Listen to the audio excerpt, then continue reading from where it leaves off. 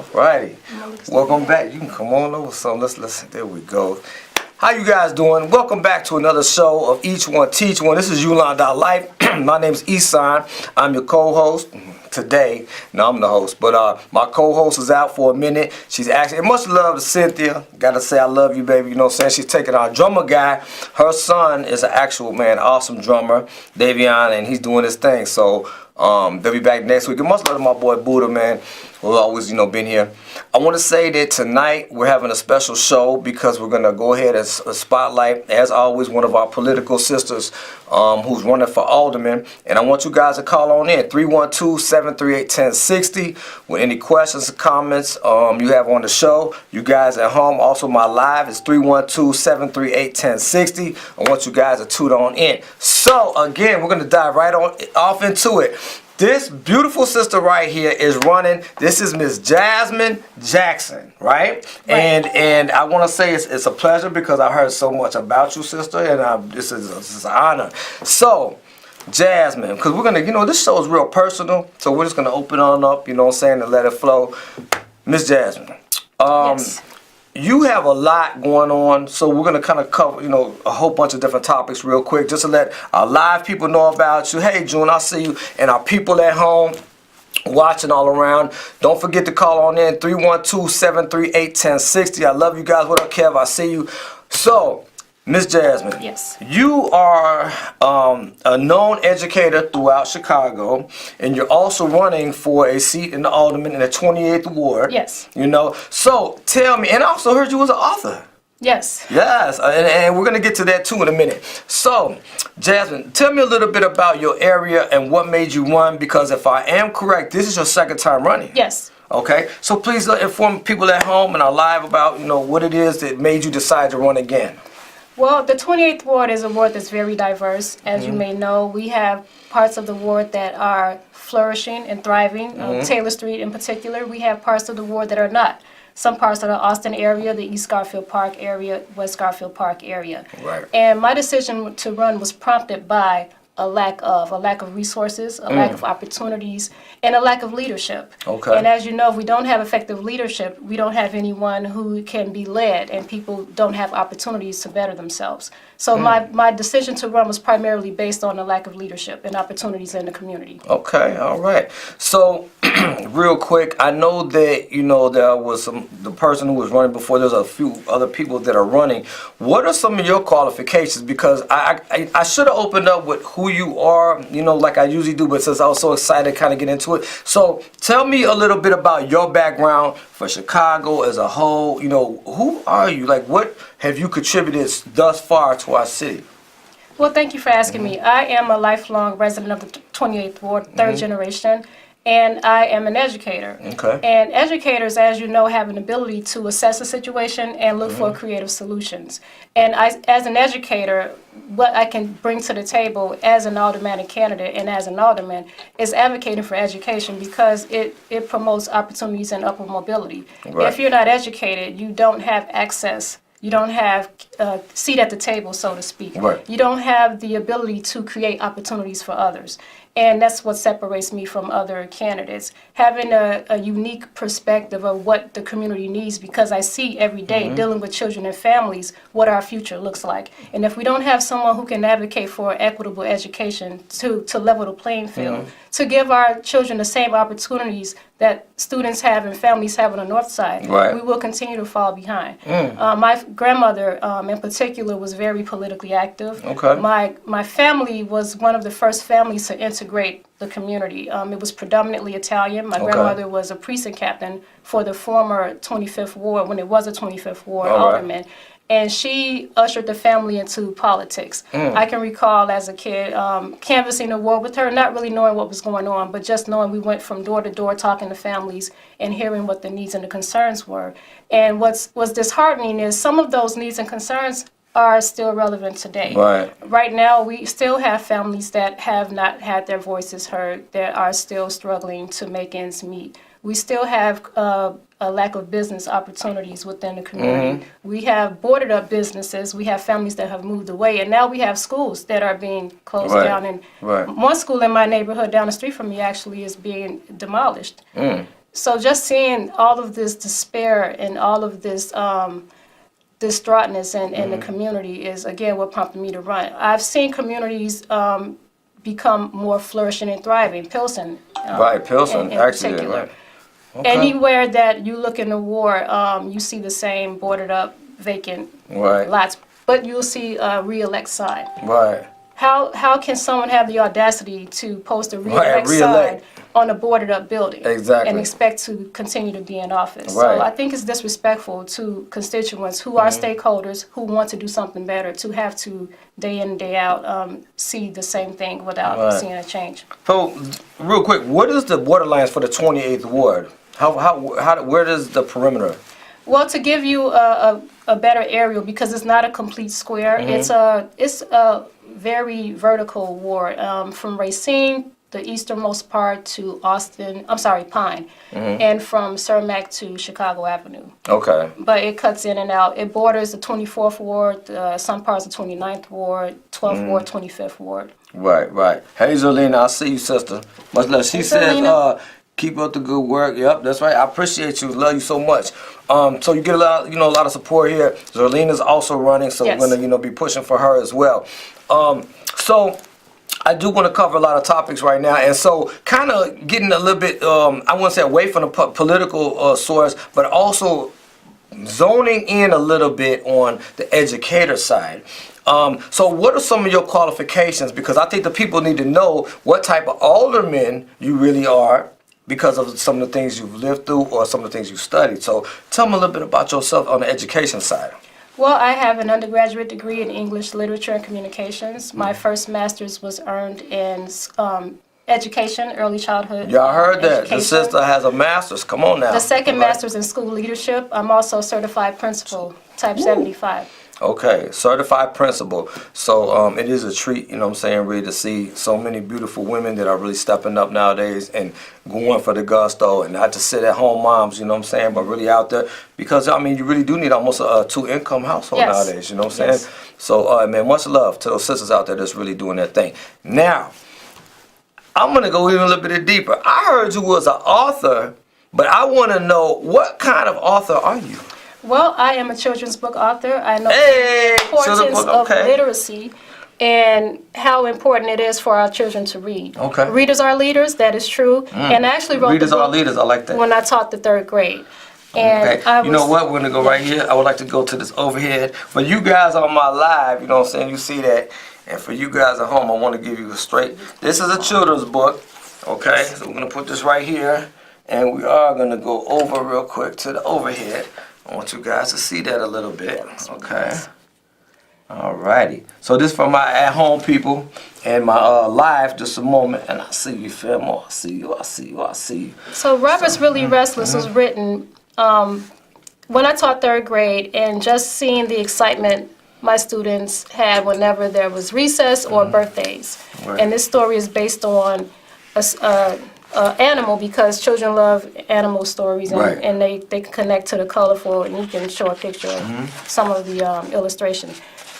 This is beautiful. Robert is a rabbit. Robert was excited about his sister's birthday, and it was show and tell that day. He didn't have anything to take to school to show and tell, so he picked up some ants on the way to school, Okay. had ants in his pants, jumped around. Ha! Teacher Y'all didn't hear know. that? Your ants in his pants and the teacher didn't know. Didn't know why he was so restless, and it was Alright. because he had ants in his pants. And he Y'all see also that? respected nature by putting Alright. the ants back where they lived. So, not only Yes. his ants in his pants, he put it back, y'all. yes. So Robert was a good guy. Yes. So this is on Amazon. I know you guys can, show love to the sister. And what's the name of the book again? Robert's Really Restless. Robert's Really Restless. So you have an educator who's an author of children's books who's running for aldermanic Yes. spot in Chicago, 28th Ward. All right. So listen up, y'all. At this time, man, I would really like to say that, anybody, who really wants to support, their sister, please, get a chance to call in. You can call in at 312-738-1060. I know the phone lines are blowing up, but we're also screening calls. We want to get some really good calls in, positive calls. And I just want to say, again, it's a treat. So being that you are in that ward, what can you offer Chicago as a whole? Because a lot of people from the South Side might want to learn more about you or to connect with you to maybe come over there and help out some of their areas. What do you offer, like as far as verbally for that? What can you offer these other areas of Chicago? Well, that's a really good question, and I'm glad you asked me because I have made connections and have expanded my network to include people who don't live in a ward. Ideally, you would assume that because you're a candidate in a ward, you need everyone to be on board and a part of your team that's within a ward because it looks good. But realistically, you need help from everyone. This is a One Chicago movement. We need everybody from all over Chicago to make change. And one of my supporters and my team members is a Southsider. He's a contractor. So whenever I meet someone who is in between jobs and they have a background, he's my resource to give that person to help them with opportunities. If I limited myself to only dealing with people within my ward, within my community, within my block, I would shut everybody else out. So what I can offer Chicago-wide is just connecting the resources I have within the city, outside of the city, and making sure that whenever I know someone that could be of use to you, I will call you up. And you, for instance, you're an activist. You're connected to a lot of people. So if I know someone that can use your support, I can call you. You're not in my ward, but you would be an additional resource. Exactly. All right. So now, as far as the principalship, now say for instance you do get in, the votes really, saying blow up, and we get you in there. How will you know as far as your principalship? What if that comes through as far as they want you to be principal of a school? Well, actually, I love what I do. I have a passion for educating, but my goal, long-term goal, is to open my own school. Because I understand what students need and I know how to deliver that. And I don't believe at this point it can happen at CPS, at Chicago Public Schools. So that will not get in the way at all of what I'm doing as an alderman. Okay. Now, and how long have you been teaching? You're actually a teacher now at a school. Was there any before that? Like, how long have you been teaching? I've been teaching over 10 years. I taught at a charter school as well. Actually, it is down the street from where I teach now, Chicago Public Schools. And I taught at a state pre-K program. So I've been in the education field for over 10 years, maybe close to 15 years. Awesome. So, and now I was an assistant also, so shout out to the teacher assistants. We need you. Oh, yeah, that's right. Yes. That's right, definitely. Yes. And I know some of the, these are some of the viewpoints, as you can see, we're going to kind of, get into your mind a little bit since you are running. How do you feel about the difference in the schools? Because you did work at a charter school, and now you're at a public school, correct? Yes. So what are some of the differences? Are you for these charter schools? What are some of your ideas on the charter schools? I am pro-education. It doesn't matter if it's private, public, if it's a Chicago public school or a charter school. As long as the children are receiving the resources they need to be successful, I support it. I'll give you an example. If you are an artist and you don't have the tools to paint, you're not an artist. So as long as the children are receiving the tools they need to be successful, no matter how it's delivered, I support it. Wow, that's excellent. That's a really good way to put it too. So what about the funding for these charter schools? Do you think they're going to be sustainable in 2019? Actually, charter schools have received additional funds, and the argument is that the funds should be diverted to Chicago Public Schools. But we are now merging in terms of the unions. So the Chicago Teachers Union and the Chicago Charter School Teachers are merging. Will the funds be divvied up between the two? I can't speak to that. I would have to do more research on it. But what I can tell you from what I know is there is a difference in how funds are allocated because it's a difference in the way that the two are run. Okay. All righty. Well, we have a question here. It says, so is she looking at the Freedom School model, maybe, possibly? I am pro-education. It doesn't matter how it's delivered. But for my personal, and I'm just full disclosure, every comment or this is my disclaimer, I should say. My views do not necessarily reflect the views of CPS or my school. This is how I personally feel. I personally follow the Harlem's Children's Zone model. Okay. And I believe starting with those 10 children, removing them from those homes, removing them from those communities, and really giving them the education they need, Right. and then building on that model is Okay. what we'll need to be successful. Awesome. So, I mean, these are really good key points, and I'm glad you're bringing them up. What about the stories? You know, we always have, because, I mean, and like I said, I got my ear to the street here. I know that you've actually worked with challenged, children before. Yes. Right? Now, let me ask you, do you feel, like, what are some of the stories? I mean, do you have any kid in mind? Like, was there a success story, like somebody who might not have been able to talk at first, who ended up talking, somebody who really gave you a hard time? Tell me something good. So I'll give you the story about one of the students. Let's say challenging behavior. Okay. We have a student who has challenging behavior. What I've learned is that the students really just want to be given love, attention, Right. affection, nourishment. Once you build a relationship with a child, the possibilities are endless. Right. So I don't necessarily have a story about someone or a student that was so challenging that it made me rethink my profession. Okay. I've come close to it because there have been some days that I've thought about. Well, what about a good, I meant that in a good way, like a kid who might have been a little bit discouraged and you thought it's going to be hard to break through to this kid, but then all of a sudden he opened up or he talked or he used the bathroom, you know what I'm saying? Things that just blew you away. Oh yeah, that's where I'm going. Just when I think, do I need to do this? Right. Should I look at something else?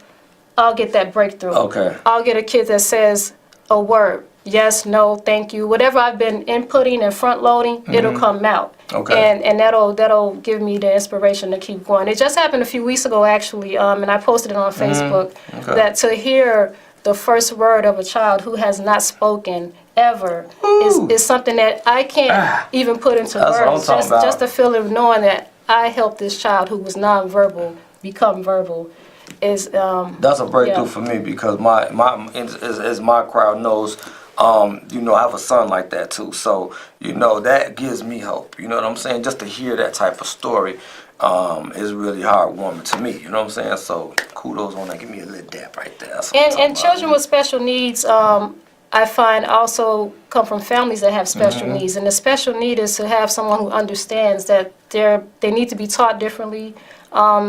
They need to be understood. They Right. need to not be compared to other children who Right. at the same age did the same thing because they're not Right. the same. Exactly. And families need someone to advocate for them because it's intimidating when you're in a meeting with someone and you're sitting at a table and they're using all of these educational terms that you have no clue about, and they're talking about a child you birthed. So Right. we definitely need to keep that in mind when we are working with those families and those children. All righty. Well, I know the phone lines are blowing up, so when they do that, we do have to take at least, some calls. Okay, well, real quick, caller, you are online with Ulon, each one teach one. Caller, you there? Yes, and real quick to the young lady, and congratulations to you, and hopefully that you be successful. I want to ask two quick things real quick. The most important thing about the Board of Education is the funding. It's hard Right. to get the funding. Yes. You need to have a hookup. You got to It's very hard to depend get on your other funding. aldermen and whatnot. For You got to education. get the funding. How can they still have books teaching you about Columbus? Now, to the guest, to the host, Right. man, sometimes let us get in so we can ask questions. You talk Right. so much, and we're not able to speak to the guests. But again, you get a good show, man, but just let us come in and All speak. right. Thanks for taking the call. Let me hear your response. All right, thank you so much. And he makes a valid point. A lot of times, we really do have to kind of, because, the show runs by so fast. And what you guys don't see at home is that we're also live too. So we have to, go back and forth. But we do try to get as much as possible in. It's only a half-hour show. But we will definitely take that in consideration. And like I said, a lot of times, what you don't see at home is the callers that call in. So for that specific caller, we had to, wait till the phone lines, really get full because we don't know they're full until they let us know. But what do you say about the money that he was saying about the education? And thank you so much, caller, for calling in, man. That means the world to us that you finally got through. Well, it goes back to the elected officials and the legislators who have the power and the resources to create the funding stream that we need for those schools. I can speak to it from my perspective as a teacher and understanding what we need in the classroom, but I'm not the person that's at the table making the decisions about where the money goes. Right. Right. Okay. Well, again, so I want to go back a little bit political just to kind of like cap off, you know what I'm saying, a couple more things because we are running out of time. As I told you, it goes by fast. Yes. So real quick, political views. You're running for alderman, and I want to get, what do you feel as a candidate, second time around, that you really want to get out there? What do you want people in the 28th Ward to know in Chicago as a whole? What I really want people in the 28th Ward to know, well, actually, I'm not going to say what I want them to know because they know it already. And that's why they signed my petition. That's why I was so successful with getting people to sign this time around. But what I will share with everyone else who's not aware is we are at a point now that Chicago is almost in political chaos. Right. We have a mayor who's decided to step down. We have incumbents who don't have that powerful backing from the mayor anymore, and Right. they have challenges coming from every which way. Correct. What I want people to know is this isn't just happening in the 28th Ward, but what I'm glad to say is, and Zarlina being another person in a different ward running, we have women that are stepping up, but we have strong men that are behind us. Right. So we're not excluding men. We're including them. But we have women who are stepping up, leading the charge, because we're not going to be afraid to call people out on what Right. they're not doing. We're not going to be afraid to fight for what needs to be fought for. Correct. And what I also want people to know, in particular, being specific to my ward, we have for so long lived with a lack of. It's time for us to be thriving and abundant and remove that lack. And what I want to do, in addition to having the people come with me from different parts of the city, is restore things that were taken away. The Blue Line that's been closed for 30 years, schools that Good have been point. closed and boarded up, buildings that are unaffordable. We need to maintain those things. If we cannot create an affordable housing unit, we need to maintain what's affordable, so Right. we won't continue to lose people. Wow, that's really some really good insight. I think the biggest part that I would gravitate to is that we have to open up things again that have been once closed. That blue line, where does that blue line stop at around in your ward? Well, it goes from downtown to Forest Park, but the California Blue Line has been closed for about 3 decades because of low ridership, Right. which caused the ridership to increase on Kedzie and Western. West, okay. So once the Blue Line closed and the gas stations closed and then the businesses closed and then people moved out, you now have this area that's completely distressed. You don't have lights, it's dark, Right. it looks gritty, grimy, and dirty. But you have close access to downtown. You're about 7 minutes from downtown. You're close to the medical district. Right. You're close to the what's going to be an entertainment district where the Chicago, or the Bulls play. I almost said Chicago Stadium. Right. In Cook County Jail.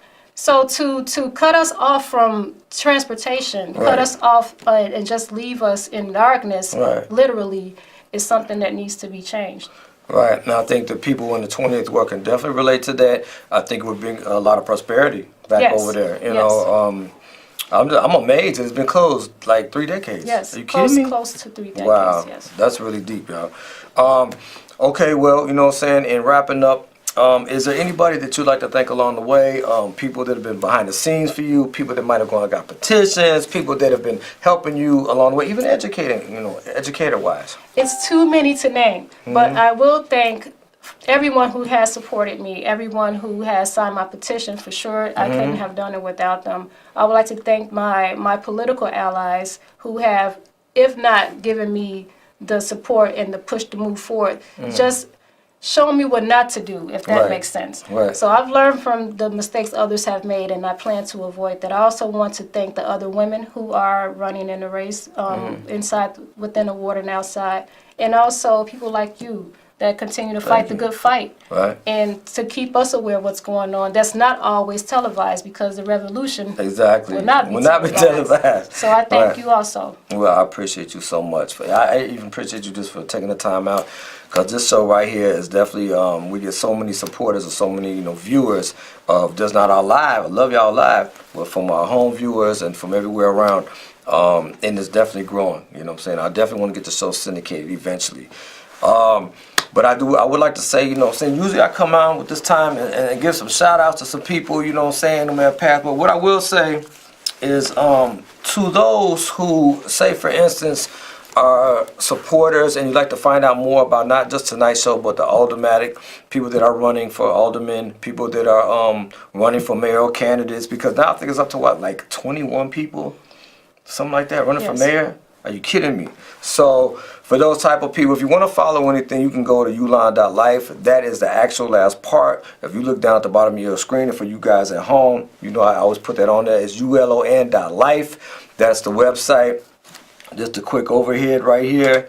You know, if you want to, just for my people at home, you guys can go there and you can call that number and we'll definitely get back at you. All right. So real quick, I'm not even going to announce these today because the show has really come to an end. I love y'all, man. And remember, you can go to Ulon.Life to find out anything else about her. And she also has a website you guys can go to, so please come to us to find out about it. I think it'll be up within a day or so. They're reconstructing it, putting a little bit more effort and time into it, so we'll be back up real soon. And I would like to say, man, much love to those, you know what I'm saying, that have always been down for us. My boy Omari, you know what I'm saying, my boy Cozy in the back, my boy J-Ride, Jason Davis, you know what I'm saying, nephew, and a lot of other people along the way that have been, you know what I'm saying, very supportive. All the people on my live, I love y'all, man, because y'all know y'all get it cracking. I just want to say much love, and each one teach one. And by the way, before I close out, I want to say a special shout out to my boy Ant, Ghetto Heaven. If you guys want those CG shirts, and that goes for my live viewers at home, if you guys want those CG shirts, get at me. Anything dealing with today, to find out more about her book and to find out more about her along her way, because we're going to be monitoring her and she's going to be back. That's right. You guys can definitely go to it. It's called Robert's Really Restless. You guys are on my live. Robert's Really Restless. So, man, check that out. All right. Love y'all. Again, each one teach one, and don't stop there. Holla.